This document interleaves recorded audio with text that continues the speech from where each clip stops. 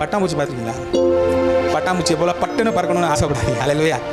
பட்டுன்னு பறக்கணும்னு ஆசைப்படாதீங்க. பட்டாம்பூச்சிக்கு ஒரு 4 ஸ்டேஜ் இருக்குது. அந்த 4 ஸ்டேஜை தாண்டி தான் அது பட்டாம்பூச்சி ஆகுது. கர்த்தர் சொல்கிற வேதத்தில் சொல்லுது வசனம், கர்த்தருக்கு காத்திருப்போ புதுபல் நடந்து சட்டைகளை அடித்து எது போலாம் கழுகளை போல உயர எழும்புவார்கள் வேதம் சொல்லுது.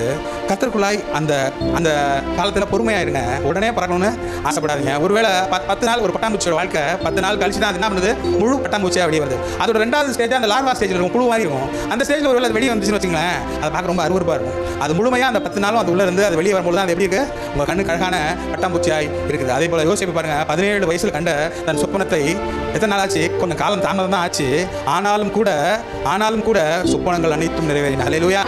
ஆண்டவர் உங்களை முன்குறிச்சிட்டாருன்னா சொன்ன காரியத்தை செய்யாமல் விடவே மாட்டார். நீங்கள் ஈகான பட்டாம்பூச்சியாக இருக்கணும்னா கர்த்தருக்குள்ளாய் நீங்கள் இருக்க வேண்டிய நேரத்தில் அடங்கி இருக்க வேண்டியணும். கர்த்தர் உங்களை பெரிய காரியங்களில் நடத்த ஒரு வல்லமை உள்ளவராக இருக்கிறார். அல்லேலூயா.